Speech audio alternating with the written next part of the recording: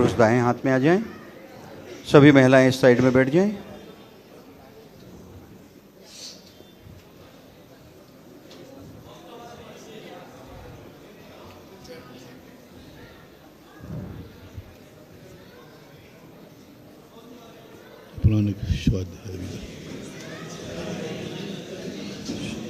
सभी चैनल के समक्ष बैठे हुए जिज्ञासुओं की ओर से और वर्तमान में त्रिलोक तिलक जिनालय के चमत्कारोदय तीर्थ क्षेत्र के इस स्वाध्याय भवन जिज्ञासुओं की ओर से गुरुदेव के चरणों में अनंत कोटि नमोस्तु नमोस्तु नमोस्तु।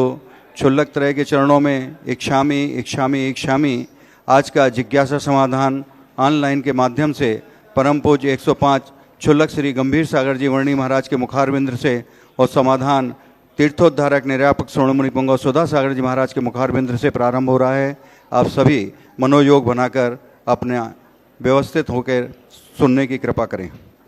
इच्छा में श्रोतागण एवं जिज्ञासु पूज सभी को नमोस्तु करें।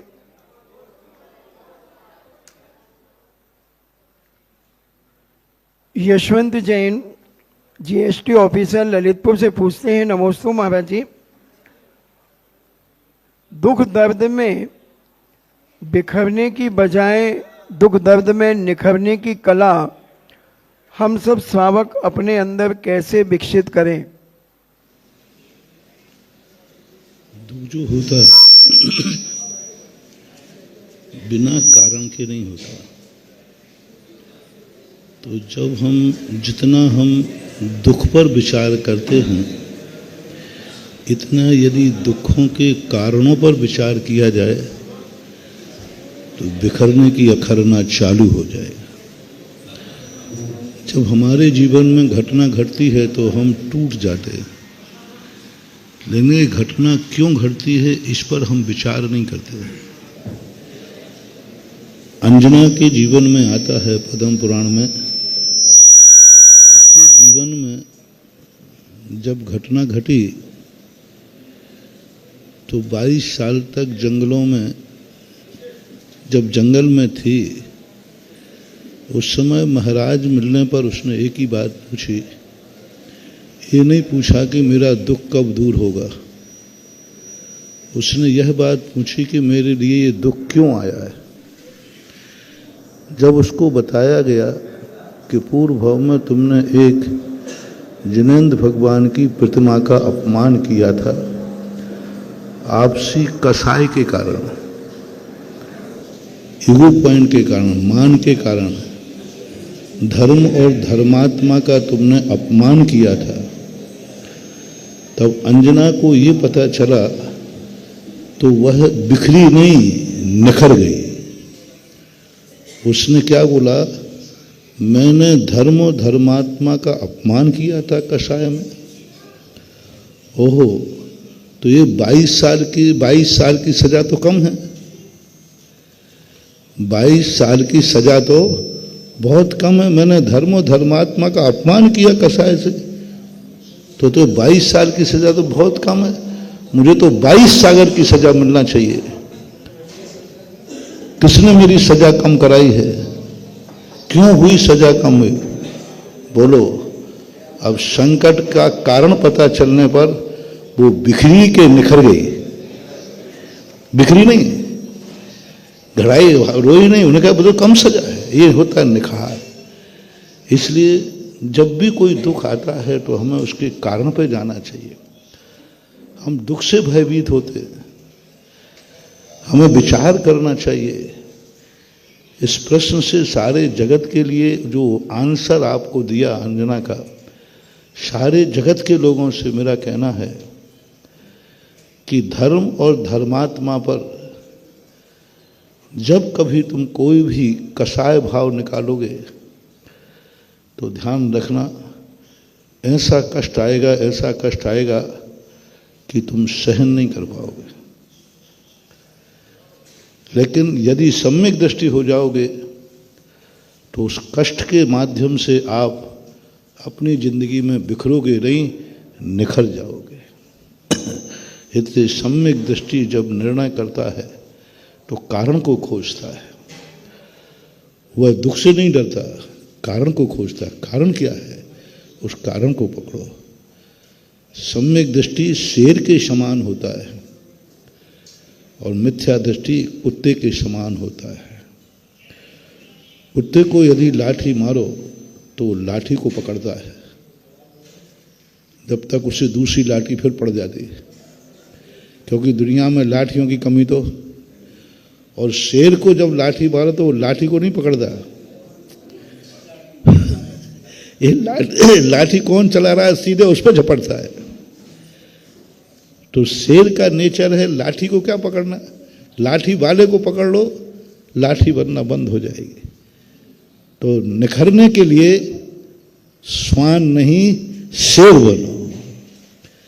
शेर बन करके जियोगे कि हमें दुख से नहीं घबरा रहा हूं, दुख का कारण क्या है, और उस कारण को पता करके ही और कारण पे तुम चिंता शुरू कर देना, जैसे हम चिंतन शुरू कर देना, जैसे हमारी शास्त्रीय भाषा में विपाक विचय धर्म ध्यान करते हैं।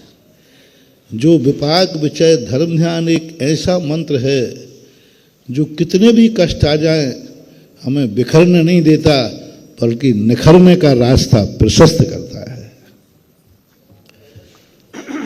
अभी पिता जैन थांदुला से पूछती हैं, नमोस्तु महाराज जी, निदान बंद कब होता है और अच्छे परिणामों से और बुरे परिणामों का दोनों का निदान बंद होता है क्या?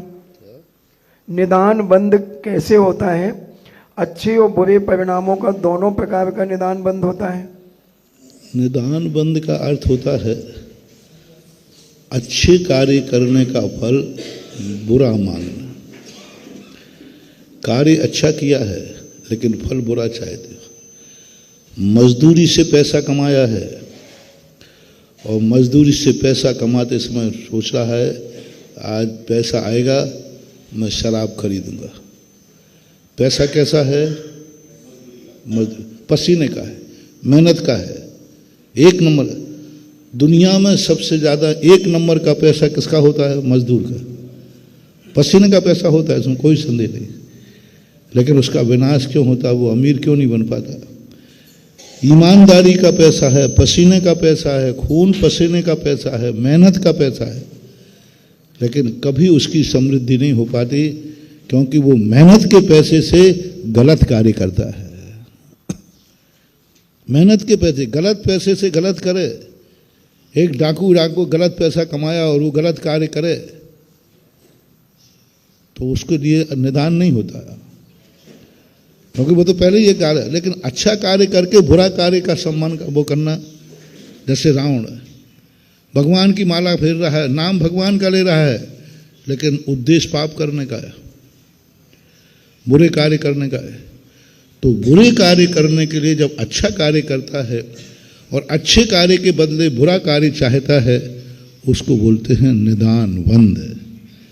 मैंने जितना धर्म किया है परमार्थ के लिए था, वो संसार के गलत कार्यों का निदान करता है। इसलिए मैं सदा कहा करता हूँ, बुरे कार्य यदि तुमसे नहीं छूट रहे हैं तो बुरे कार्य करने के लिए कभी माला मत फेरना, बुरे कार्य करने के लिए कभी शांति धारा नहीं करना, बुरे कार्य करने के लिए कभी गुरुओं का आशीर्वाद नहीं लेना। जो कार्य शास्त्रों में मना है, परिवार के द्वारा मना है, सबके द्वारा मना है, जैसे उदाहरण दे रहा हूँ, चोरी में सफल होने के लिए कभी माला मत फेरना। यदि तुमसे चोरी नहीं छूट रही हो तो कह रहा हूँ, सुनो रे डाकू, सुनो सुनो, तुम्हारे लिए भी थोड़ा दया कर दूं। यदि तुम डाका नहीं छोड़ पा रहे हो तो कम से कम भगवान के नाम से डाका मत डालना, धर्म के नाम पर डालना। डाके में सफल होने के लिए धर्म नहीं करना, जुआ में सफल होने के लिए धर्म नहीं करना। मुझे आज शराब के लिए पैसा मिल जाए, मैं उसका मर्डर करने जा रहा हूँ, हे भगवान शांति धारा करके जाऊंगा तो निपटा दूंगा। ठीक है, तुम पाप छोड़ो या ना छोड़ो, लेकिन अच्छे कार्यों से धर्म के लिए, धर्मात्माओं के लिए उस बुरे कार्य में बलि मत चढ़ाना और चढ़ाओगे तो इसे ही निदान बंद बोलते हैं। और निदान का जब फल मिलेगा तो नियम से दुर्गति ही जाना पड़ेगा, वो अल्टरनेट कुछ भी नहीं। निदान सदा निधत्त निकाचित होता है। अच्छे कार्य के बदले बुरा कार्य करने का फल नियम से निधत्त निकाचित होता है, उसको कोई नहीं टाल पाएगा, कोई नहीं। जैसे महाराज यशोधर महाराज अच्छे महाराज थे, तुमने उनके प्रति बुरे भाव किए। महाराज तो अच्छे थे ना, पर तुमने बुरे भाव किए, अब कोई नहीं टाल सकता। भगवान महावीर के समोषण में भी चले जाओ तो भी महावीर भी सक्षम नहीं होंगे, क्योंकि तुमने अच्छे आदमी के साथ बुरा कार्य किया है। दूसरा मोटिवेशन, सज्जन के साथ कभी दुर्व्यवहार नहीं करना, अच्छे व्यक्ति के साथ दुर्व्यवहार नहीं करना। बुरे व्यक्ति के साथ बुरा करो, उतना पाप का वन नहीं होगा, निधत्त निकाचित, लेकिन कार्य अच्छा है। साधु है और तुम उसके साथ बुरा कार्य कर रहे। जिस साधु की संगति से बुरे कार्य छूट जाते हैं, उस साधु को देखकर तुम्हें बुरे भाव आ रहे। जिस साधु को देख करके बैरी भी अपना बैल छोड़ देता है, उस साधु को देखकर तुम्हें कसाय भाव जाग रहा है। अब तुम्हें कोई बचाने वाला दुनिया में नहीं है। जब अमृत ही जहर बना दिया तो अब तुम्हें कौन बचाएगा, ऐसा मानना चाहिए। नूतन जैन दिल्ली से पूछती हैं, परम पूज्य मेरे आराध्य गुरुवर के चरणों में कोटेशन नमन। महाराज जी, असंयमी सम्यक दृष्टि जीव क्या वैमानिक देव बन सकता है? बन सकता है, कोई बात नहीं। 12वें स्वर्ग तक जाता है। असंयत है, सम्यक दृष्टि है, 12वें स्वर्ग तक जाता है। और भी मिथ्या दृष्टि भी जाता है। सम्यक दृष्टि असंयमी है तो 12वां स्वर्ग है, और वही सम्यक दृष्टि यदि व्रत आदि ले देता है तो कहीं भी जाता है। प्रवीण जैन ठोले पुणे से पूछते हैं, नमोस्तु गुरुदेव, हमारे यहाँ पर अनेक प्रकार के साधु संत आते हैं और वो अपनी अपनी विधि हमें पूजन अभिषेक के लिए बताते हैं। तो महाराज जी, हमें किस प्रकार से पूजन अभिषेक करना चाहिए? देखो भाई, मार्केट है, सभी दुकानें अपना अपना माल रखते हैं। डॉक्टर हैं, सभी डॉक्टर, कोई अपने आप को बुरा कहता है। अब फैसला तो आपको करना है कि किस डॉक्टर की दवाई चाहिए। फैसला तो आपको सोचना है किस दुकान से माल खरीदना है। ये निर्णय आपको करना है कि हमें किस गुरु की बात मानना है। बात बाद में मानो, पहले गुरु का निर्णय करो। दवाई बाद में खाओ, पहले डॉक्टर का निर्णय करो। हमें कौन सी दवाई खाना चाहिए ये सोचने की अपेक्षा पहले ये देखो कि हमें कौन से डॉक्टर को दिखाना चाहिए। और डॉक्टर यदि चोखा है तो दवाई भली जहर हो तो भी तुम्हारा कुछ नहीं बिगड़ेगा, तुम्हारा उद्धार ही होगा। ये मत देखो कि जहर दिया कि अमृत दिया, यह देखो कि किसने दिया।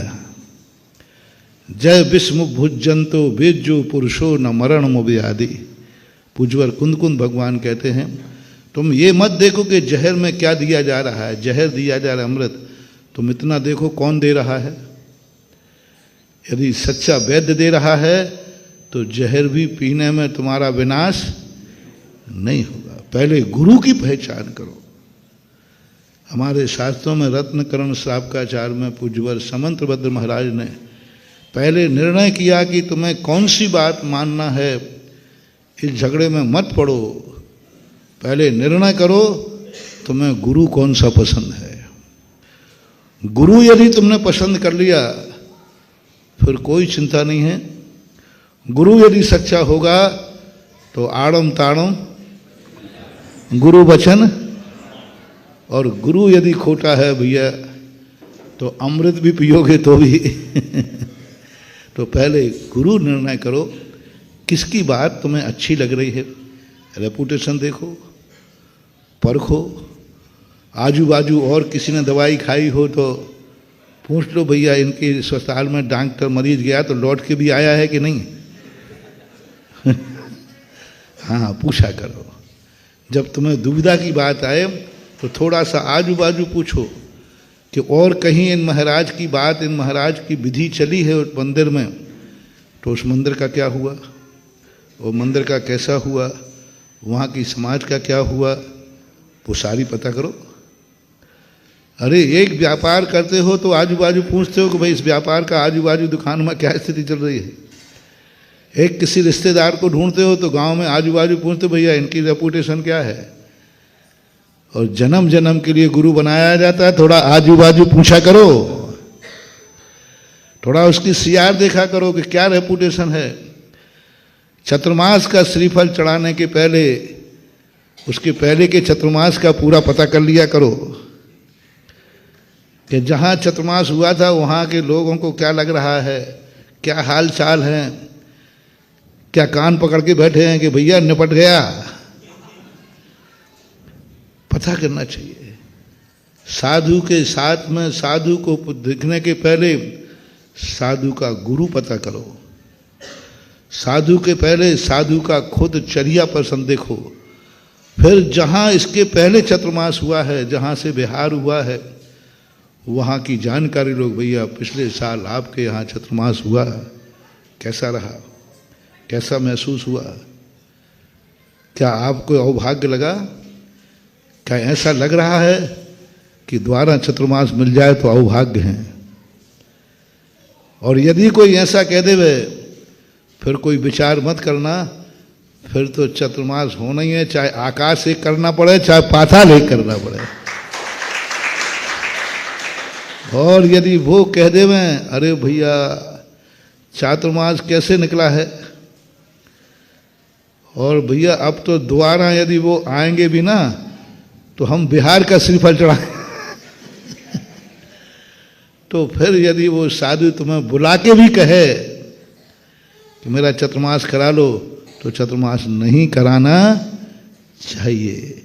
एक नारियल खरीदने के लिए हम 100 बार बजाते हैं, तो ये तो जन्म जन्म की बात मानना है। इसके लिए परखो, समझो, थोड़ा आजू बाजू सोचो, विचार करो। आजकल सब नेटवर्क हैं, सब पूछे जा सकते हैं। कोई भी महाराज जी हम किसकी बात माने, अरे किसकी बात माने, तुम्हारे पास नहीं है इतनी अकल के किसकी बात माने। सीआर देखना चाहिए मानने के पहले। राजीव जैन शिवार्थी अमरपाटन से पूछते हैं, मेरे आराध्य पूज्य गुरुवर के चरणों में कोटिशा नमन। पूज्य श्री अनुकंपा किसे कहते हैं और वह कितने प्रकार की किस किस पर की जाना चाहिए?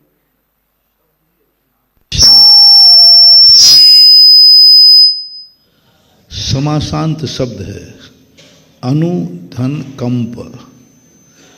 जो दूसरे के दुख को देखकर कांप गया हो उसका नाम है अनुकंपा। अनु यानी कोई आगे है, अनु का अर्थ होता है आगे, आगे है वो उसके पीछे, यानी किसी दूसरे के अनु यानी कंपा यानी कांप गया हो उसके दुख को देख करके, स्वयं के दुख को नहीं, स्वयं के दुख को देख के नहीं, किसी के दुख को देख करके जो कांप गया हो उसके बोलते हैं अनुकंपा। यानी पीछे से आगे वाले के दुख को देख करके कंपायमान हो जाना, इसको बोलते अनुकंपा। तो वास्तविक रूप से दूसरों के दुखों को देख करके अपने मन में जो दया भाव आता है, उसके सहयोग का भाव आता है, उसके दुख से दुख उसके ऊपर है और दुखी अपन हो रहे हैं, इसी का नाम अनुकंपा कहलाता है। देशना जैन शिकोहाबाद से पूछती हैं, नमोस्तु महाराज जी, जिनवाणी किसको नहीं सुनाना चाहिए और किसको सुनाना चाहिए?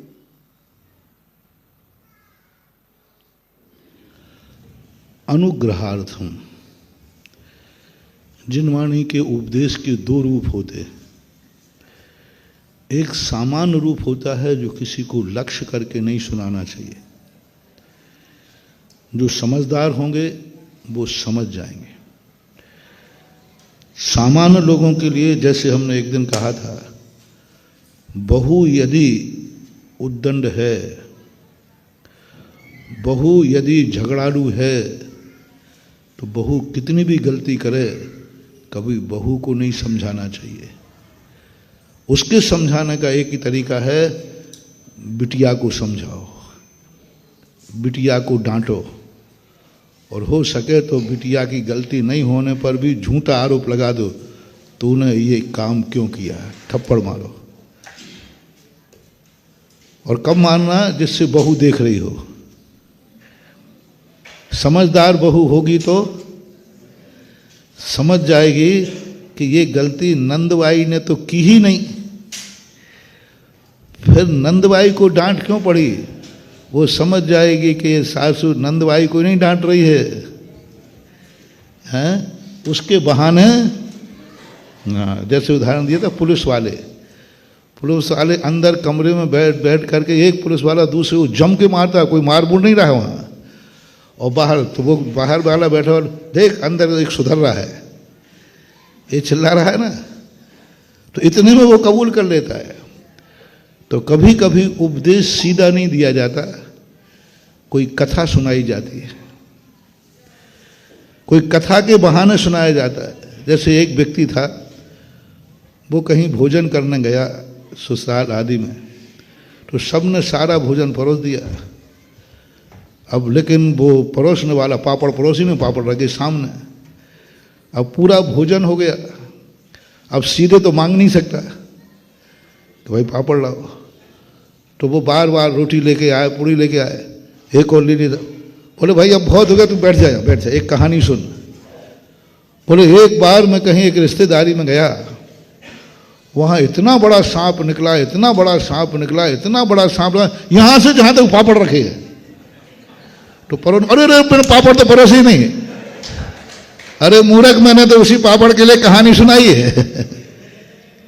ये तरीका होता है एक उपदेश का, कि जब दुर्जन लोग हों, जहां इज्जत का सवाल हो, वहां पर सीधा उपदेश नहीं देना। कोई कहानी के माध्यम से, कोई दूसरे के माध्यम से दूसरे को उपदेश देना चाहिए। दुर्जन हो तो दुर्जन को कभी सीधा उपदेश नहीं देना, क्योंकि दुर्जन सीधा उपदेश दोगे वो अटैक कर देगा। और सज्जन पुरुष हो, आज्ञाकारी शिष्य हो, तो टेक टू ऑर्डर, तुरंत आदेश देना चाहिए। कह दिया ना, मैं तुम्हें ऐसा नहीं करना। ऐसा किसको कहना, जो द्वारा ना पूछे क्यों नहीं करना साहब। जैसे मान लो किसी से कहा तुम वहां नहीं जाओगे, आदेश हो गया कि नहीं। अब ऐसा आदेश किसको देना। यदि वो पूछे क्यों साहब क्यों नहीं जाऊंगा, तो उसको आदेश मत देना। फिर उसको क्या कहना, ऐसे व्यक्तियों को वहां नहीं जाना चाहिए, ऐसे व्यक्ति को वहां नहीं जाना चाहिए। अब कोई आदेश नहीं दिया, लेकिन जो आज्ञाकारी होते हैं उनसे सीधा कहा जाता है तुम्हें वहां नहीं जाना है। अब वो क्यों नहीं उठाएगा, वो पूछेगा भाई महाराज से पूछो तो सही, क्यों। बोले क्या पूछना, क्यों पूछो, महाराज ने कह दिया ना नहीं जाना तो नहीं जाना, बात खत्म है। तो आदेश पाने के अधिकारी वो हैं जिनको गुरु आज्ञा के बाद क्यों का प्रश्न नहीं उठता। मुझे ऐसा क्यों कहा, ऐसा क्यों कहा, ये प्रश्न जिनको उठ रहा है उनको आदेश नहीं देना, उनको उपदेश देना। और जो जवाब भी दे सकते हैं कि नहीं हम जाएंगे, देखो करो क्या करते हो, तो उनको उपदेश भी मत देना। उनको तो कोई कथा सुधारना ना, इतने में सुधार जाए तो ठीक, मान जाए तो ठीक, मान जाए तो ठीक, और कह देना मान जाओ मान जाओ मान जाओ, नहीं तो भाड़ में जाओ। ये है जिनवाणी के उपदेश देने का 3 तरीके हैं, तीनों को अपनाना। जिनवाणी आदिनाथ पुण्योदय और सुधा कलश के समक्ष बैठे हुए जिज्ञासुओं की ओर से और वर्तमान में चमत्कारोदय तीर्थ क्षेत्र के इस स्वाध्याय भवन में प्रत्यक्ष में बैठे जिज्ञासुओं की ओर से गुरुदेव के चरणों में अनंत कोटि नमोस्तु नमोस्तु नमोस्तु क्षुल्लक त्रय के चरणों में इक्षामि इक्षामि इक्षामि। गुरुदेव, आज इस हाल की उद्घाटन समझ लो या सार्थकता समझ लो, ये पूज्य हमारे पिताजी पंडित जगमोहन लाल जी की पुण्य स्मृति में अम्मू भैया ने इसका, अमरचंद जी सतना वालों ने इसका निर्माण और इसमें सहयोग प्रदान किया है। और आज ये हाल, हम भी इतने दिन आए लेकिन हमने कभी सिलापट्टे नहीं देखा महाराज जी। आज इस गेट से आए इसलिए सिलापट्टे देखने को मिला। ये हाल की सार्थकता आज शुरुआत हो गई, पूर्ण हो गई महाराज जी। धन्य है हमारे परिवार के भाग। नाम इसका स्वाध्याय भवन दिया गया था, लेकिन उपयोग अभी यात्रियों के ठहराने आदि में हो रहा था, लेकिन आज संतोष हो गया कि आज स्वाध्याय भवन हो। इसका अर्थ है मौसम बिगड़ना ठीक है ना। अरे मौसम बिगड़ रहा था, बिगड़ कहाँ रहा था, वो कह रहा था बिगाड़े बिना तुम वहां जाओगे नहीं। और आज हमारे बीच में महाराज जी आपके अनन्य भक्त सांगानेर, भगवान सांगानेर के समस्त पदाधिकारीगण उस भव्य प्रतिमा की सेवा में जो बिल्कुल तन मन धन से लगे हैं, ऐसे महावीर जी वज हमारे बीच में हैं, राकेश जी रांगवा हमारे बीच में हैं। और आदिनाथ जन्म कल्याणक महोत्सव संगी जी मंदिर सांगानेर में 23/3/2025 को अभिषेक शांतिधारा, रिद्धि कलश आदि ऑनलाइन के माध्यम से भी प्रारंभ होने जा रही है। 2100 रुपये की राशि, जिन्हें भी अभिषेक के लिए ऑनलाइन संपर्क करना है वो माननीय पदमचंद जी जैन 9351555553, पुनः देख लें 9351555553, इस नंबर पर संपर्क करके। और दूसरा नंबर दे रहा हूं आपको, माननीय मधुसूदन जी 9529837355। पुनः आप नंबर पर ध्यान देके पेन से तुरंत लिखें 9529837355। इन नंबरों पे आप संपर्क करके बड़े बाबा की आदिनाथ भगवान की संघी मंदिर जी में आप अभिषेक और शांतिधारा का पुण्यार्जन कर सकते हैं। कृपया अवश्य संपर्क करें और आदिनाथ जन्म कल्याणक महोत्सव पर ऐसा मौका कभी न चूकें। हमारे बीच में माननीय महावीर जी बस साहब हैं, मैं उन्हें आमंत्रित करता हूं। उन्हें आदिनाथ जयंती का एक पत्रिका है, उसका विमोचन करना है। माननीय राकेश जी रावलका जी, सांगानेर अध्यक्ष और पूरी कमेटी हमारे बीच में है। जोरदार तालियों के साथ हम इनका हृदय से सम्मान करते हैं। और कमेटी की ओर से सम्मान करने के लिए मैं विनय जी जैन एसडीएम और सारी कमेटी के लोगों को आमंत्रित करता हूं, कृपया आएँ और उनका अभिनंदन, सामाजिक अभिनंदन करने की अनुकंपा करें।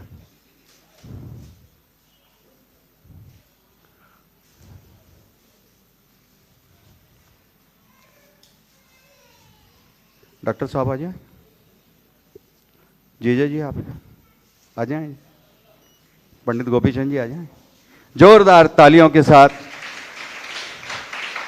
जैसा कि आप सभी को विदित है कि आदिनाथ जन्म कल्याणक महोत्सव बड़े ही जोर शोर के साथ गुरुदेव की तीर्थोद्धारक निर्वाक श्रवण मुनि पुंगव सुधा सागर जी महाराज जी की प्रेरणा से और आशीर्वाद से सब जगह बड़े हर्षोल्लास के साथ मनाया जाना है। आप सभी अपने अपने नगर में जलूस, विमानोत्सव निकालकर और अभिषेक आदि के माध्यम से और आदिनाथ भगवान की जीवनी के ऊपर प्रकाश डालते हुए विद्युत गोष्ठी आदि करके सारे कार्यक्रम बहुत अच्छे से करके आदिनाथ भगवान का जन्म कल्याणक महोत्सव अवश्य मनाएं।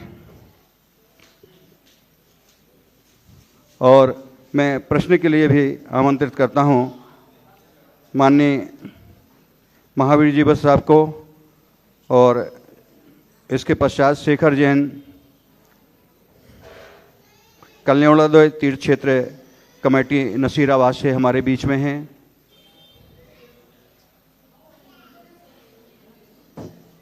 ताली तो कम से कम आपकी बजती रहना चाहिए।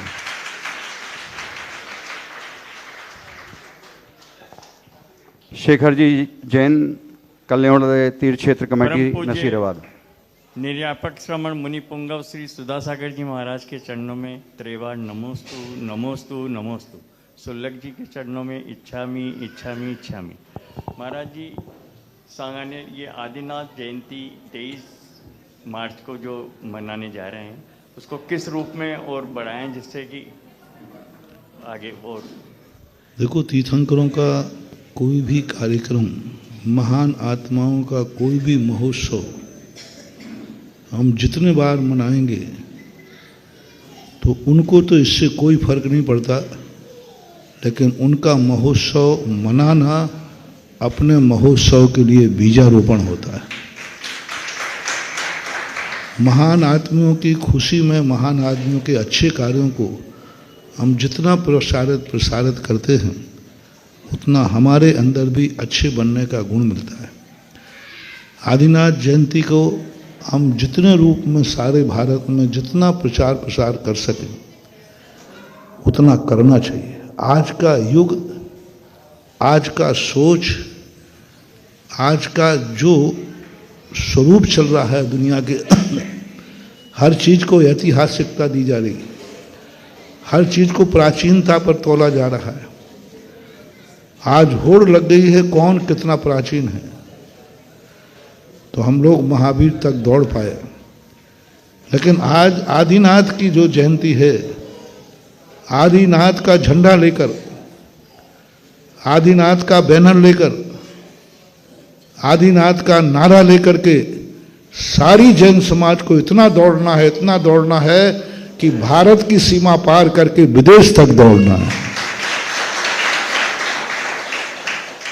क्योंकि आज हमारे पास इतनी बड़ी शक्ति है, इतना बड़ा इतिहास है और हम अर्वाचीन सिद्ध होते जा रहे हैं। इसके लिए जहां जहां विशेष अतिशयकारी मूर्तियां हैं आदिनाथ भगवान की, वहां पर तो महोत्सव करो अपने कल्याण के लिए। और आदिनाथ जयंती को एक बाजार का, एक चौराहे का, एक जनमानस के बीच में भी उसको लाओ। अभी जिन शासन एकता संघ बहुत बड़ा कार्य कर रहा है, बहुत बड़ा कार्य। पहला इतिहास होगा हजारों साल के बाद कि जो सरकार के स्तर पर जिन शासन एकता संघ आदिनाथ जयंती मना रहा है, सरकार मनाई। अभी भोपाल के अंदर एक बहुत बड़ा कार्य, अभी गोयल जी ने कहा, राकेश ने, कि 2 राज्यपाल, बड़े बड़े नेता लोग सरकारी स्तर पर इस कार्य को करने जा रहे हैं। और स्कूल के स्तर पर अभी इंदौर के अंदर हमारे महाराज प्रमाण सागर जी महाराज के सामने उस समय उनसे चर्चा हुई तो उन्होंने भी आश्वासन दिया कि आदिनाथ जयंती की छुट्टी की अपेक्षा उस दिन प्रत्येक स्कूल में आदिनाथ जयंती का कार्यक्रम होना चाहिए, जिससे लोग बच्चे पता चले। और उस दिन नियम से हर स्कूल के अंदर ये नियम लागू कर जाए कि 1 घंटे के अंदर, 2 घंटे के अंदर आदिनाथ जयंती पर प्रतियोगिता, आदिनाथ जयंती कार्यक्रम, मंचन होना चाहिए। तो आज थोड़ी सी आवाज उठाई तो आज अपने मंदिरों से आदिनाथ निकल करके, आज मंदिरों से अपना इतिहास निकल करके समाज के बीच में आया और समाज के बीच में से निकल करके सरकार के बीच तक पहुंचा है। तो सारे भारत की जनता से मेरा कहना है, आदिनाथ जयंती को अपने अपने नगरों में सरकार के स्तर पर बनाओ, समाज के स्तर पर मनाओ। मंदिर के स्तर पर तो सबको मनाना ही है। जैसे अभी संगी मंदिर में अभिषेक आदि कार्यक्रम रखा है, 1008 कलशों से महामस्तकाभिषेक रखा है, तो ये तो मंदिर में मनाना ही है अपन को। लेकिन मंदिर के अलावा समाज के बीच में, जनमानस के बीच में, जैन मानस के नहीं, जैन मानस के बीच में तो अपन मनाते आए हैं।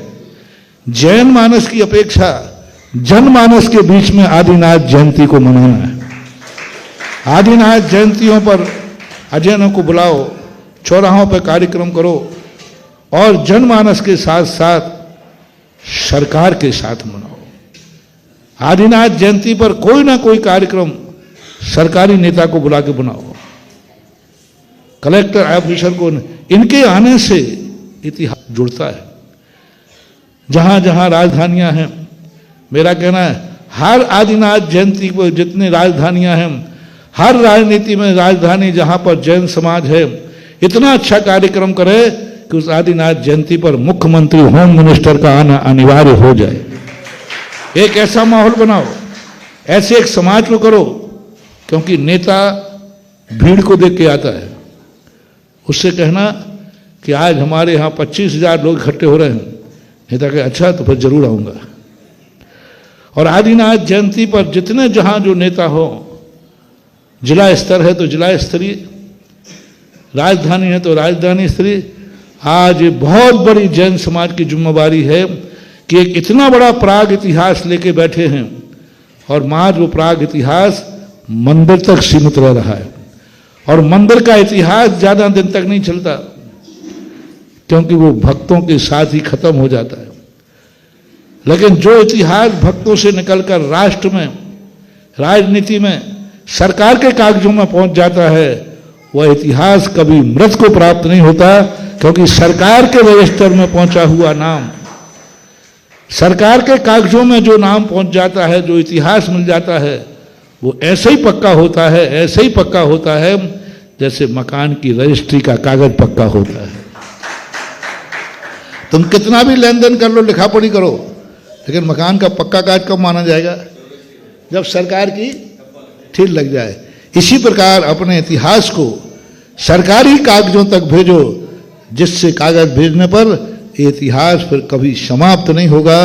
ये जिम्मेवारी इस बार आदिनाथ जयंती पर आप सबको करना है।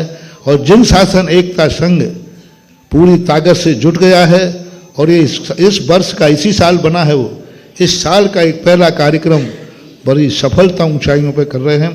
सभी लोग जन एकता संघ पर जहां नहीं हो वहां गठन करें, गठन नहीं कर सकें तो किसी भी बैनर पे बनाएं, लेकिन आदिनाथ जयंती को जनमानस, जन के बीच में और सरकार के बीच में, दोनों के बीच में करना है।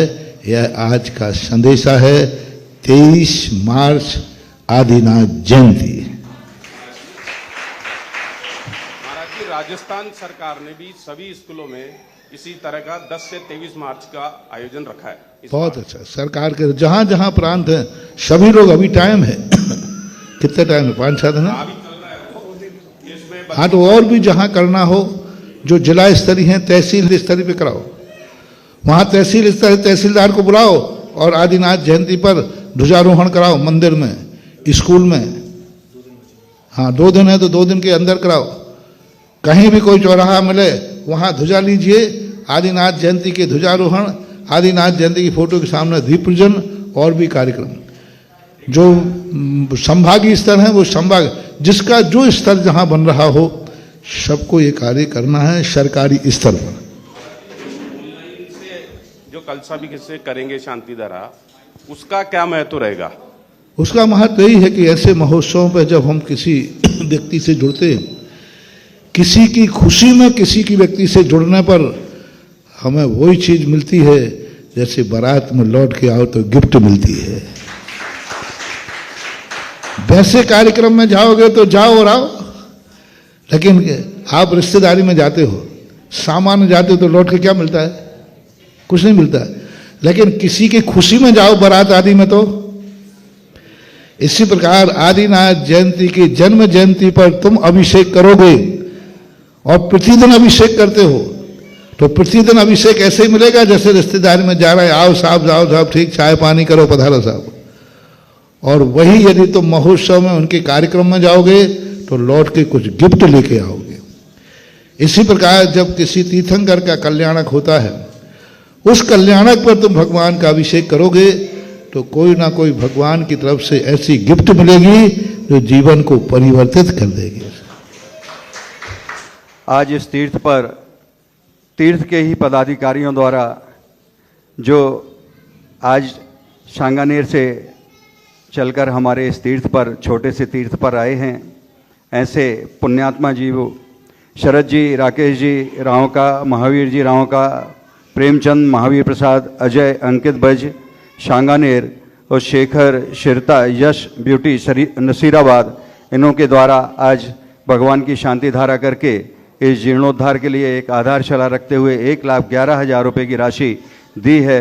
तीर्थ से तीर्थ जुड़ जाए तो फिर तो तीर्थ बढ़ता ही चला जाएगा।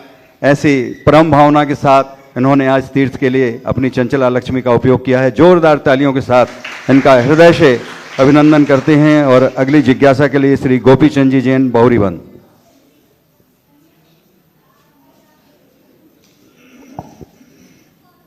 नमस्ते महाराज जी। महाराज जी, अभी कुछ दिन पहले एक मोटिवेशनल स्पीकर ने सोशल मीडिया पे एक वीडियो डाला। उसमें उसने बोला कि मैं भगवान को नहीं मानता, यदि भगवान नहीं है तो मैं अपनी जगह सही हूँ, और यदि भगवान है तो वो जब भी मेरे को फल देगा वो मेरे कर्मों के अकॉर्डिंग देगा। जैसा मैंने कर्म किया है वैसा मुझे फल देगा। तो फिर मैं भगवान को मान के क्या करूं? अगर भगवान देखेगा तो वो इतना बड़ा आदमी और इतना समझदार आदमी है कि वो ये तो देखेगा नहीं कि मैं कितनी बार मंदिर गया, कितनी आरती करी, कितनी पूजा करी। वो तो ये देखेगा कि मैंने कैसे कर्म किए। तो फिर मैं सारा फोकस अपने कर्मों पर ही करूँ ना, भगवान पे क्यों करूँ? महाराज जी, आप इस कोटेशन को कैसे देखते हैं? मिलकर के बैठक में बैठे हैं सारे जुगनू, मिलकर के बैठे हैं बैठक में सारे जुगनू। मुद्दा यह है कि सूरज को कैसे हटाया जाए।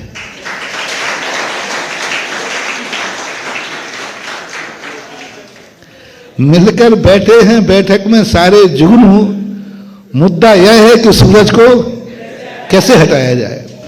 यानी भक्त लोग कह रहे हैं कि हम भगवान को नहीं मानते। अरे भगवान की जिस दिन घोषणा हो जाएगी कि मैं भक्त नहीं मानता हूं, उस दिन क्या होगा? जिस दिन भगवान की तरफ से घोषणा हो जाएगी कि मैं भक्तों को नहीं मानता हूं, उस दिन दुनिया का क्या होगा? बेटा तो कह देता है कि मैं बाप को नहीं मानता हूं। बाप जिस दिन कह देगा मैं बेटे को नहीं मानता हूं, वसीयत खत्म हो जाएगी। बेटा कह देता है बाप को, मैं बाप को नहीं मानता हूं, उससे ज्यादा नुकसान नहीं है जिस दिन बाप ने घोषणा कर दी कि मैं बेटे को नहीं मानता हूं। कहता है कि तुम मुझे मानो। किसी भगवान ने आज तक नहीं कहा कि तुम मानो। क्यों मानते हो? हमने एक दिन कहा था कि इस शर्त पर तुम्हारी बात मान लूंगा कि भगवान को मत मानो, कल के दिन तुम्हारे लिए अपरिहार्य दुख आ जाए तो भूल करके वहां आकाश में मत देखना। वे मोटिवेटर अभी इसलिए कह रहे हैं क्योंकि अभी उनकी पैसे की कमाई चल रही है। जिस दिन उनके जीवन में कर्म का उदय आ जाएगा, उस दिन वे गधा को भी भगवान मानने को तैयार हो जाएंगे। और कहा भी है, अटके पे लोग गधा को भी बाप कहते हैं। और जब अच्छे दिन आते हैं तो बाप को भी बोल दो ना, आप लोग बोल दो तो अच्छा लगेगा।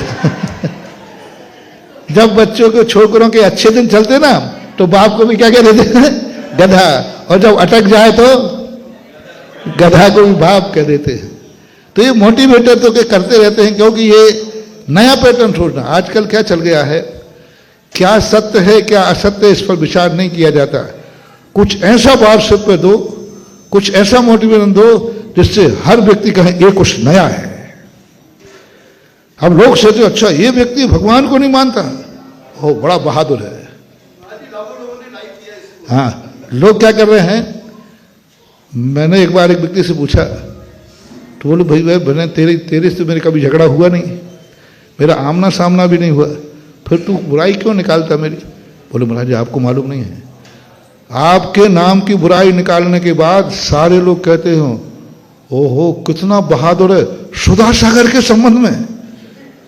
ओहो जरूर शेर का शेर है। बोले तुम्हारी भलाई नहीं तुम्हारी बुराई करने से भी मेरा नाम होता है कि बहुत बहादुर है, तभी तो सुधा सागर पंगा ले रहा है। गजब उसने बात कही।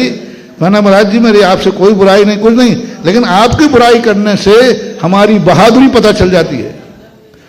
तो लोग कहते हैं कि अच्छा तेरी इतनी हिम्मत तो सुधा सागर से भिड़ गया, तो लोग हमारे लिए, पर वो ये भूल जाते हैं मिलकर बैठे हैं बैठक में सारे जुगनू, मुद्दा यह है कि सूरज को कैसे हटाया जाए।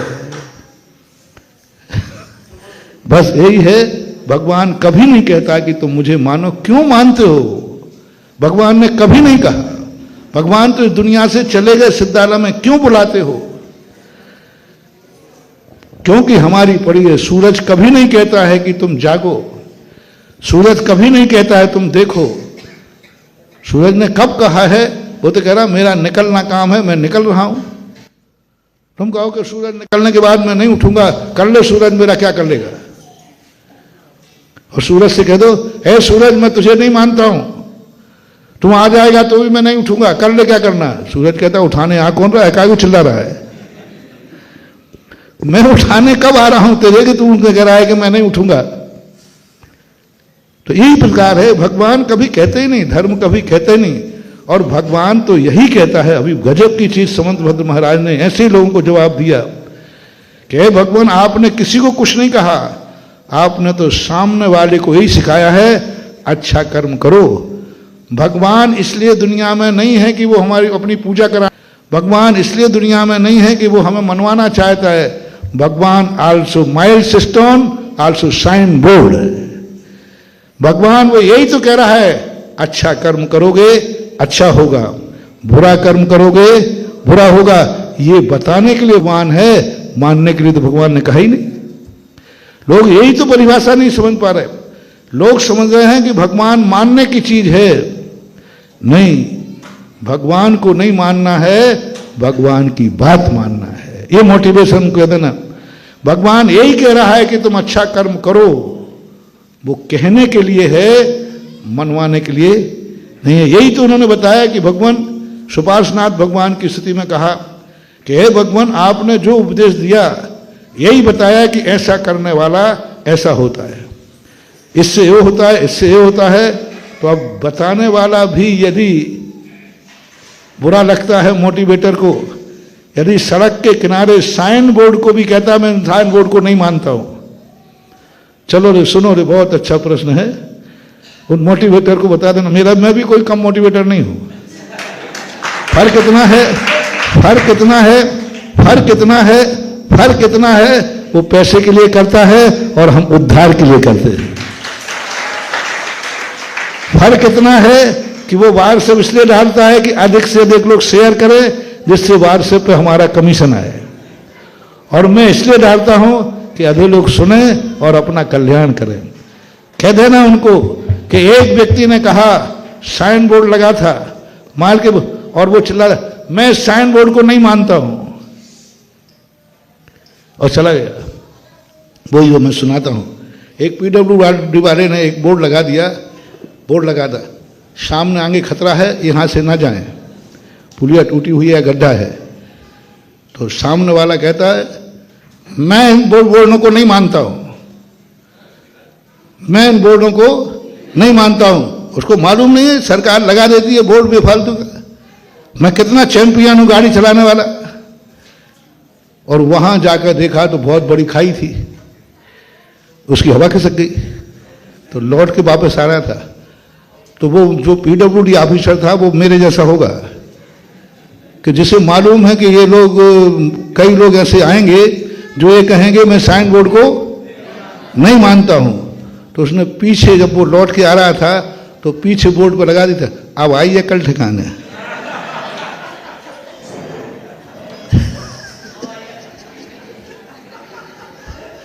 तो ऐसे मोटिवेटर जो कहते मैं भगवान को नहीं मानता हूं, ये साइन बोर्ड की उपेक्षा कर रहे हैं, क्योंकि भगवान और गुरु also milestone, also sign board है।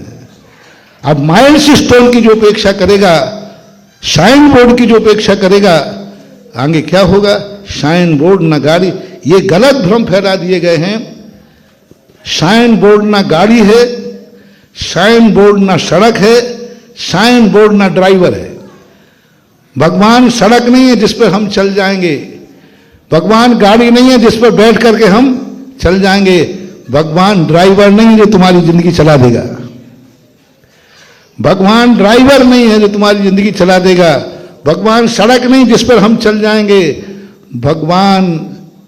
भगवान जो है गाड़ी भी नहीं है जिस पर हम बैठ के, भगवान और गुरु जो हैं आल्सो माइल्स स्टोन।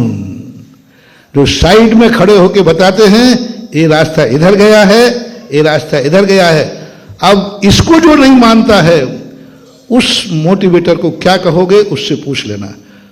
पढ़े लिखे मूर्खों, साइन बोर्ड को जो नहीं मान रहा है, भगवान की परिभाषा विकृत कर दी लोगों ने। अब भगवान की परिभाषा को यदि हम साइन बोर्ड के रूप में प्रस्तुत करें, बोलो कौन पढ़ा लिखा इसको नकारेगा? पढ़ा लिखा साइन बोर्ड पढ़ के आगे बढ़ता है कि बिना साइन बोर्ड पढ़ के? तो बस भगवान आल्सो साइन बोर्ड है। अब साइन बोर्ड को कहो कि मैं नहीं मानता हूं, तो साइन बोर्ड के पीछे लिखा है, क्या लिखा है? बस। पूज्य नियापक मुनि पुंगव श्री सुधासागर जी महाराज के सदुपदेश से संस्थापित श्री दिगंबर जैन श्रवण संस्कृति संस्थान सांगानेर जयपुर में प्रवेशार्थी छात्र निम्न में से किसी एक 4 दिवसीय शिविर में भाग ले सकते हैं। श्री अभिनंदनोदय तीर्थ क्षेत्रपाल श्री ललितपुर उत्तर प्रदेश 27 मार्च से 30 मार्च, जैन गुरुकुल एलोरा औरंगाबाद महाराष्ट्र 17 अप्रैल से 20 अप्रैल, पीसनहारी की मंडिया जबलपुर मध्य प्रदेश 8 मई से 11 मई 2025, सांगानेर संस्थान जयपुर दिनांक 19 जून से 22 जून 2025। संपर्क करें मोबाइल नंबर 9314070108 9929321108। इसी प्रकार संत श्री सुधासागर आवासीय कन्या महाविद्यालय सांगानेर में प्रवेशार्थी छात्राएं भी निम्न में से किसी एक 4 दिवसीय शिविर में भाग ले सकती हैं। सिद्ध क्षेत्र कुंडलपुर दमोह दिनांक 12 अप्रैल से 15 अप्रैल, धामणी सांगली महाराष्ट्र दिनांक सूचना बाद में दी जाएगी। गौशाला खनियादाना शिवपुरी मध्य प्रदेश दिनांक 15 मई से 18 मई 25, जैन नसिया सांगानेर दिनांक 19 जून से 22 जून 2025। संपर्क सूत्र है 8890589298 9460716505। जिन्हें भी एडमिशन लेना है संस्कृति संस्थान सांगानेर में, वो इन नंबरों पर संपर्क करके शीघ्र अपनी सूचनाएं और अपनी उपस्थिति दर्ज करा सकते हैं। अगली जिज्ञासा के लिए श्री गोपीचंद जी बौरीबंद। परम पूज्य 108 सुधासागर जी के चरणों में त्रिकाल बार नमोस्तु नमोस्तु नमोस्तु। सुधा जी के चरणों में इच्छामि इच्छामि इच्छामि। महाराज जी, मेरी जिज्ञासा ये है कि 32 भगवान हैं, उन्होंने कहा, हमारी बात हो जाती है महाराज जी, उन्होंने कहा कि महाराज जी से बोला कि हमने महाराज जी को पकड़ा है, महाराज जी ने हमको नहीं पकड़ा है। जो कहते ना, छिंगरी के पकड़त खोचा पकड़ लई झपट कर लई रारी, ऐसी भगवान ने मुझसे कहा। महाराज जी आपसे कह रहा हूँ, इसकी जिज्ञासा समाधान करें। महाराज जी, आप जब 2022 में आए थे, 2022 में, तब आपने चरण भर छिए थे और आपने कहा था कि आप तो झाड़ू को मार मार के भक्तों को भक्त में करते हो। लेकिन महाराज जी, हमने तो किया सो किया, लेकिन आपने तो इतना कर दिया कि जगत प्रसिद्ध हो गया आपकी झाड़ू से। तो महाराज जी संघर्ष समाधान करें। मैं क्या बोल रहा है?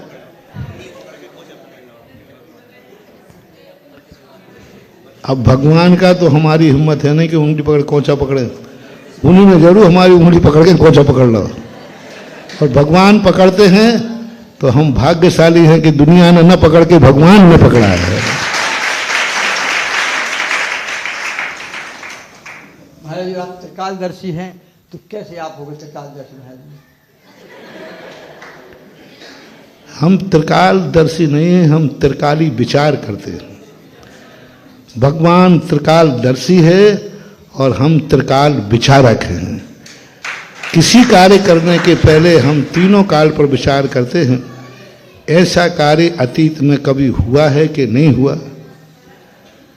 जैसे कि हमने आप लोगों ने कहा था, आज तक कभी, आज एक व्यक्ति ने कहा था, अरे हम बहुत दावे के साथ, हम आचार्य जी के खास है, खास। हाँ, खास नहीं, हमने क्या कहा था? खास नहीं है, खसखस की टटिया है, खसखस की टटिया है। खसखस की टटिया दरवाजे ही पे रहती है बस, और कहीं जाना नहीं होती। खास है, हम 50 साल से खास है। तो हमने उनसे कहा था कि हम कभी भी कोई कार्य करते त्रिकाल विचार करते हैं। आचार्य श्री ने बीनावाड़ा के अंदर आचार्य श्री ने मूल नायक का स्थानांतरित नहीं किया, परिवर्तन करके, और अब क्या किया वो नहीं बोल रहा हूं। मूल नायक के लिए मैं गुरु का पक्का अनुकरण करने वाला हूं, एक कदम भी आगे पीछे नहीं उठाता। बीनावाड़ा के अंदर मूल नायक, अभी फोटो भी आई सामने, मूल नायक भगवान को स्थानांतरित किया। दो मूल नायक वहां है दोनों के, और दोनों स्थानों पर नए भगवान बैठा ले गए। और आज उन्हीं नए के कारण से क्षेत्र आकाश में हमारे पूज्य गुरुदेव से जो भी कार्य होता है वह कार्य नियम से आकाश की ऊंचाइयां छूता है। हमारे गुरु से कभी गलत कार्य हो ही नहीं सकता, और जब गुरु से गलत कार्य नहीं हो सकता और जो चेला उसका अनुकरण करता है उसका भी गलत कार्य नहीं हो सकता। तो जैसा भी, तो इसलिए, और वर्तमान पर मैं विचार करता हूं। तुमने त्रिकाल पूछा ना, त्रिकालदर्शी, तो त्रिकालदर्शी नहीं, विचारक। वर्तमान पर विचार करता हूं कि वहां की जो कमेटियां होती हैं, जब तक वो सर्वसम्मति से तैयार नहीं होती, हम उस कार्य को कभी नहीं करते। सर्वसम्मति लिखकर बैठकर प्रस्ताव पास करती है बैठ करके, और बैठ करके जब सर्वसम्मति होती है, बहुमत नहीं, सर्वसम्मति पर जब लोग आकर के मेरे से विनती करते हैं, तब कहीं जाकर हम उस कार्य को करते। ये वर्तमान विचार है। और आप बोलिए बहोरी बंद ने 2 बार, प्रमोद जी 2 बार सर्वसम्मति से मेरे पास गए, उनकी सहमति लेकर के कार्य किया। ये वर्तमान का विचार है। अब भविष्य का विचार सुनो। भविष्य का विचार ये है कि मुझे आज 2 चीजों पर विचार हो गया कि एक दिन बहोरी बन चमत्कारोदय तीर्थ क्षेत्र कुंडलपुर के बड़े बाबा की बराबरी करेगा। मैं जो कुछ भी कर रहा हूं वर्तमान के लिए नहीं कर रहा हूं, भविष्य की देख रहा हूं। मूर्ति को पाषाण में देखता है शिल्पी, वो पाषाण को नहीं देखता है, पाषाण में मूर्ति को देखता है। दुनिया देखती है पाषाण है, तुम देख रहे हो कि बहोरी बंद है, और हम देख रहे हैं कि चमत्कारों दय तीर्थ से महातीर्थ बनना। यदि इतना भविष्य इसमें उज्जवल नहीं होता, जिस चीज में तुम्हें भविष्य में कोई उज्जवल नहीं दिखे उसमें तुम पूंजी खर्च करोगे। यदि यहां भविष्य उज्जवल नहीं होता तो हम काय को ये सब करते। तो ये स्थिति बनती है। इसलिए मैं त्रिकालदर्शी नहीं हूं, त्रिकाल विचारक हूं, और जो त्रिकाल विचार करता है उसका कार्य कभी गलत नहीं होता और वो कभी विफल नहीं होता। आज त्रिकाल विचारक हूं, कल त्रिकालदर्शी बनूंगा। जय हो। श्रीमती मंजू जैन सागर, और इसके बाद तैयार रहेंगे आदि जैन शहपुरा बिटौनी। माइक पीछे भेज दें भैया। नमोस्तु महाराज जी, इच्छामी महाराज जी। महाराज जी, सांसारिक जीवन में कहते हैं कि हमें आत्मनिर्भर रहना चाहिए। तो हम शासकीय सेवा में 37 वर्षों से कार्यरत थे, और अभी 28 फरवरी को हमारी सेवानिवृत्ति हुई है। अब हम अपनी दिनचर्या कैसे अपनाएं कि हम स्वयं के लिए कुछ कर सकें। नमोस्तु महाराज। सरकार तुम्हें निवृत्त इसलिए कर रही है कि अब शांति से दाल रोटी खाओ, प्रभु के गुण गाओ, और अपना अंत जीवन धर्ममय वानप्रस्थ के रूप में अपने जीवन को उपसंहार करना चाहिए।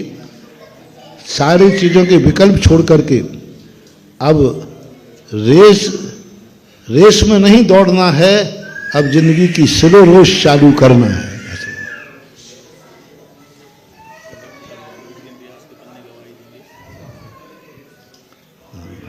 महाराज श्री, ये चमत्कारोदय तीर्थ क्षेत्र में निश्चित चमत्कार तो है। 15 मिनट का समय जिनवाणी चैनल वालों ने आज पुनः बढ़ाया है।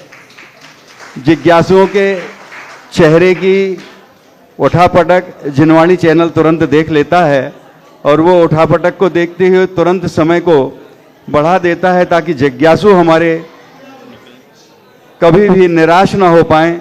जोरदार तालियों के साथ जिनवाणी चैनल का हम हृदय से आभार व्यक्त करते हैं। आदि जैन सहपुरा बेटौनी। महाराज जी अभी जैसे पंडित जी कह रहे थे ना, तो एक किसी ने पर्ची भेजी, चमत्कारोदय तीर्थ में एक दिन इतिहास के पन्ने गवाही देंगे, ऐसा इतिहास बहोरी वन में रचा जा रहा है। इतिहास के पन्ने गवाही देंगे कि कभी एक ऐसा हुआ था जब ये रूप था। हाँ बोलो, बोले आदि जैन।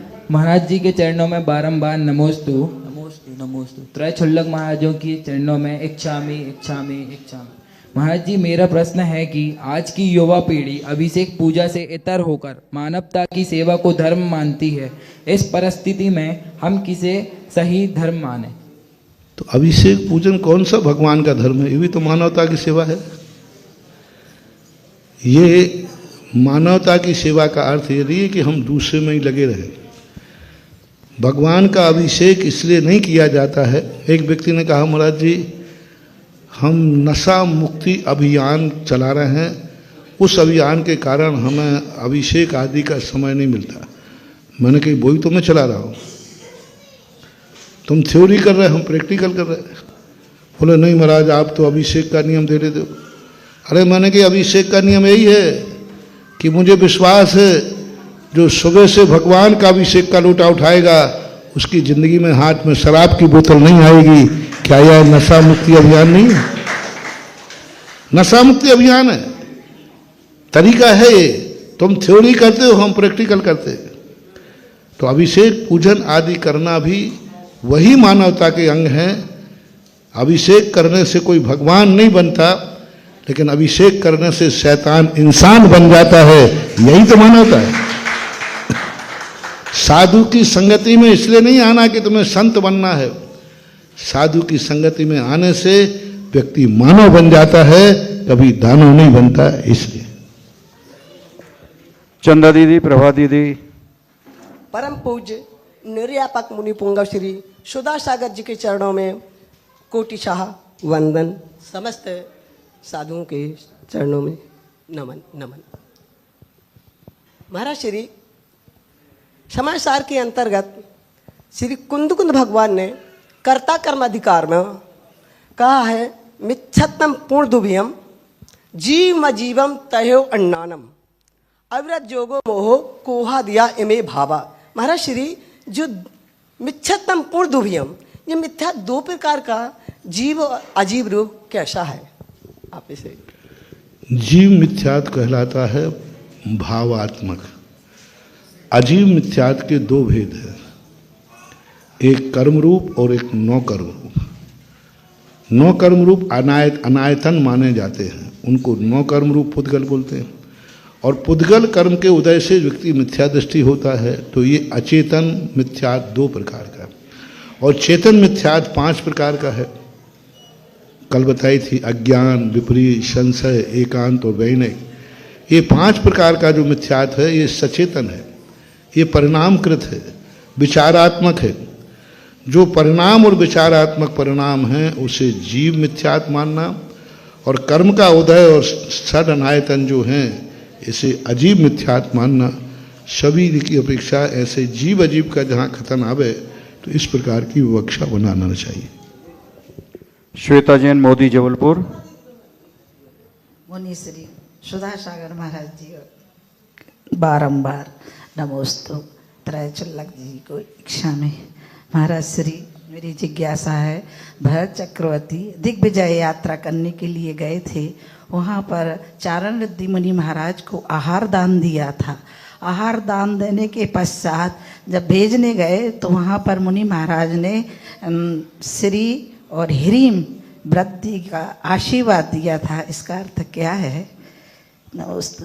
श्री ह्री वृद्धि का अर्थ होता है धर्म वृद्धि और संसार वृद्धि। श्री यानी चक्रवर्ती है, इसलिए श्री वृद्धि मानी जाती है।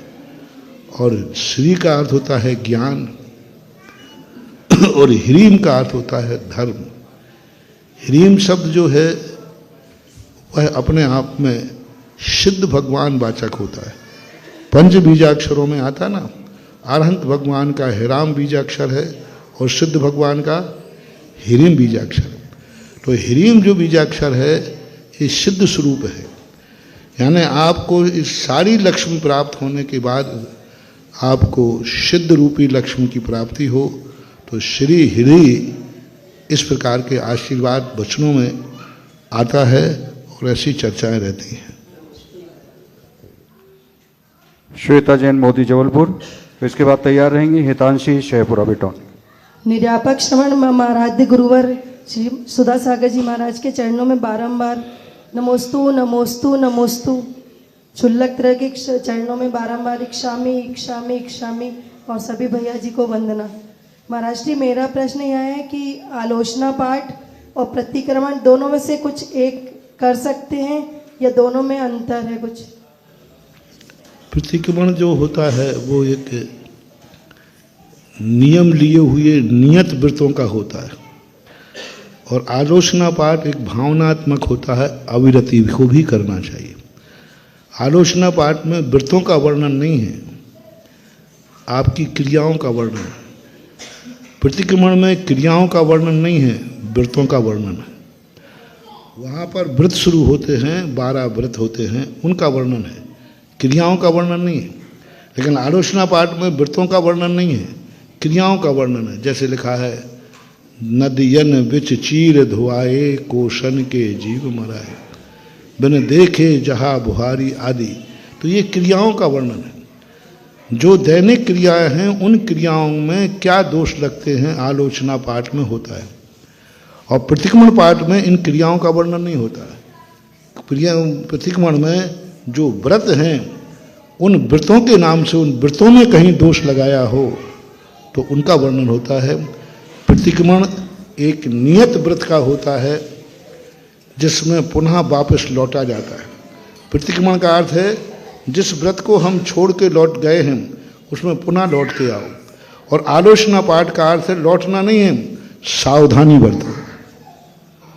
आलोचना पाठ करना अविरत व्यक्ति को किसी कार्य से वापस नहीं लौटना है, वो जो कर रहा है उसको सावधानी से करना, ये हमें आलोचना पाठ से सीखने को मिलता है। जो तुम कर रहे हो वो सावधानी से करो, आलोचना पाठ है। जो तुमने किया है उसको छोड़ के वापस आ जाओ, इसका नाम प्रतिक्रमण है। दोनों में इतना अंतर जानना चाहिए। हितांशी जैन शेहपुरा, तैयार रहेंगे सुमित जैन विद्यासुधा शिवरार्थी संघ जबलपुर। मेरे जीवन को नई दिशा देने वाले गुरुवर के चरणों में नमोस्तु। वर्णी जी महाराज जी के चरणों में इच्छामी। भगवान, मेरी जिज्ञासा ये है कि हमारी खुशी हमेशा दूसरों पर डिपेंड रहती है, चाहे वो व्यक्ति विशेष हो या कोई चीज़ हो। तो हम ऐसा क्या करें कि हमारी खुशी दूसरों पर डिपेंड ना रहे, हम अकेली भी रहें तो भी खुश रह सकें, और आंतरिक खुशी कैसे ला सकते हैं? नमोस्तु भगवान। आंतरिक खुशी आंतरिक परिणामों की शुद्धि पर होता है। आंतरिक शुद्धि अभिप्राय के ऊपर होता है। किसी भी कार्य करने के लिए हमारा अभिप्राय क्या है? यदि हमारा अभिप्राय शुद्ध है तो आंतरिक शुद्धि मानी जाती है। जैसे अविरत सम्यक दृष्टि सुपयोगी सदा बना रहता है, क्योंकि उसका अभिप्राय चोखा है। और मिथ्या दृष्टि की क्रिया शुद्ध होकर के भी अभिप्राय खोटा होने से उसकी विशुद्धि नहीं मानी जाती। इसलिए किसी कार्य करते समय यदि हमारा अभिप्राय अच्छा है तो हमारी विशुद्धि भी अच्छी ही मानी जाती है। परम उपकारी मेरे गुरुदेव मेरे भगवान के चरणों में श्री विद्यासुधा शिवरार्थी संघ की ओर से त्रिवार नमोस्तु नमोस्तु नमोस्तु। क्षुल्लक तरह के चरण। हे गुरुदेव, मेरी 2 जिज्ञासाएं हैं आज आपके चरणों में। एक, भगवान सिद्ध परमेष्टि भगवान की पूजन करते हैं तो उसमें एक लाइन आती है गुरुदेव, जय श्रीधर श्रीकर श्रीवर हो, जय श्रीकर श्रीभर श्रीधर हो। गुरुदेव, इसका भावार्थ क्या है? अर्थ समझ में नहीं आया इसका। जय श्रीधर श्रीकर श्रीवर हो, जय श्रीकर श्रीभर श्रीधर हो। पूरी पंक्ति दे देना, हम बता दें। जी गुरुदेव। गुरुदेव, दूसरी जिज्ञासा है गुरुदेव। गुरुदेव, आप सबके हो और सब आपके हो, पर गुरुदेव हमारे तो सिर्फ आप हो। तो गुरुदेव, हम ऐसा क्या पुरुषार्थ करें कि सदा आप हमारे रहो?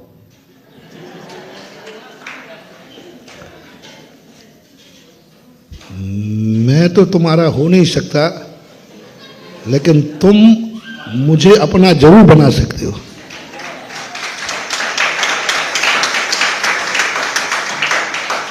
क्योंकि बेटा कह सकता है ये मेरे बाप हैं, मेरे ही बाप हैं, लेकिन बाप नहीं कह सकता मेरा बेटा एक ही है, क्योंकि उसके और भी हैं। तो भगवान गुरु से चेला कह सकता है मेरा गुरु एक ही है, लेकिन गुरु नहीं कह सकता मेरा चेला एक ही है। नहीं तो अब ये सब बैठे हैं तो इसलिए ये अधिकार मेरे गुरु हैं, ये अधिकार भक्त के खाते में जाता है, गुरु के खाते नहीं। इससे तुम्हारी ज्ञान तुम्हारे पाले में, तुम्हारे हाथ में है कि मैं सदा तुम्हारा बना रहूं। ये मेरे हाथ में नहीं है, ये तुम्हारे हाथ में है। नमोस्तु गुरुदेव। तैयार रहेंगी प्रगति जैन कुंडलपुर और अंतिम जिज्ञासा के लिए डॉक्टर विनोद जैन, श्रीमती सुनीता जैन सागर। नमोस्तु महाराज श्री, नमोस्तु महाराज श्री। महाराज श्री, जब मंदिर में प्रवेश करते हैं और भगवान को देखते हैं, देखते देखते लगता है भगवान की आंखों से आंसू आने लगे या हंसने लगे, तो ऐसा क्यों होता है? अब ऐसा अपना सोच है, भगवान को सदा सुखी रूप में चिंतन करो, सदा हंसती हुई मुद्रा देखो तो वो सदा हंसते हुए दिखेंगे। थोड़ा अपना नजरिया बदलो। डॉक्टर विनोद जैन, श्रीमती मीना जैन सागर। महाराज श्री, आपने पिछले दिनों प्रवचनों में उल्लेख किया था, वो प्रश्न चिन्ह ही छूट गया है कि कड़कती धूप में जो पांव नंगे चल रहे हैं उनका क्या होगा, और बरसते पानी में भी जिनके पांव जल रहे हैं उनका क्या होगा। तो उनका क्या होगा गुरुदेव? उनका वही होगा जो अभी तुमने एक शेर और दिया था ना, वो कि मिलकर बैठे हैं बैठक में सारे जुगनू, मुद्दा यह है कि सूरज को कैसे हटाया जाए। सुनो रे साया, अब बताओ, सारे जुगनू मिलकर के और सूर्य को हटाने की बैठक कर रहे हैं। ये सारे दुनिया के लोगों से बहुत, इस शेर का बहुत प्रचार होना चाहिए। अच्छी तरह सुन लिया ना सबने? मिलकर बैठे हैं बैठक में जुगनू सारे, मुद्दा यह है सूरज को कैसे हटाया जाए। यही हाल उनका होगा, वे बरसात में ही जल जल करके मर जाएंगे, और जो अंगारों के बीच में बैठा है उसका कुछ भी बिगड़ने वाला नहीं है। और तैयार रहें आरती के लिए आज के पुण्यार्जक प्रभा दीदी, चंदा दीदी और ऋषभ जी जैन, सब ईश्वरवारा परिवार, ईश्वरवारा वारे परिवार।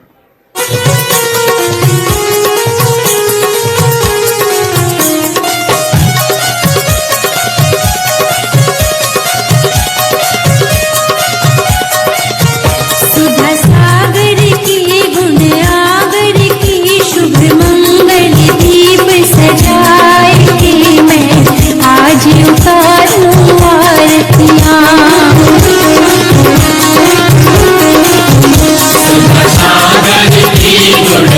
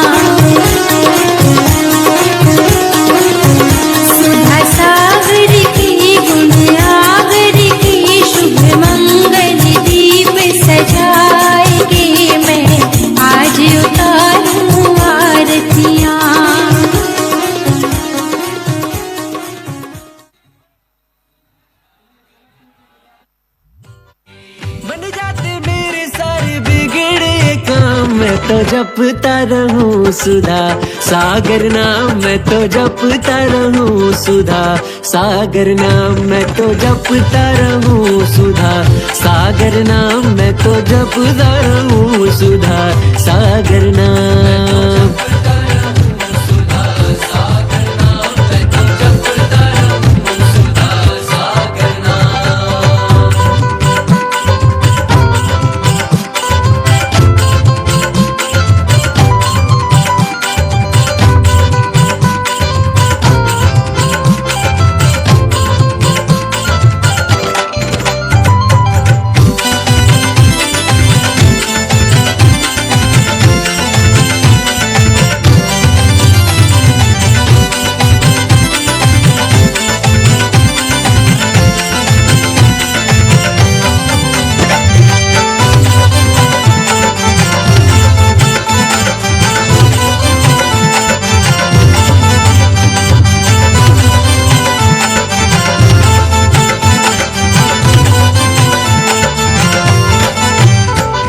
मन में सुधा सागर नाम रटा है,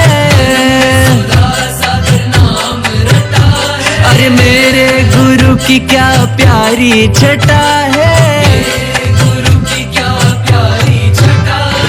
मन में सुधा सागर नाम रटा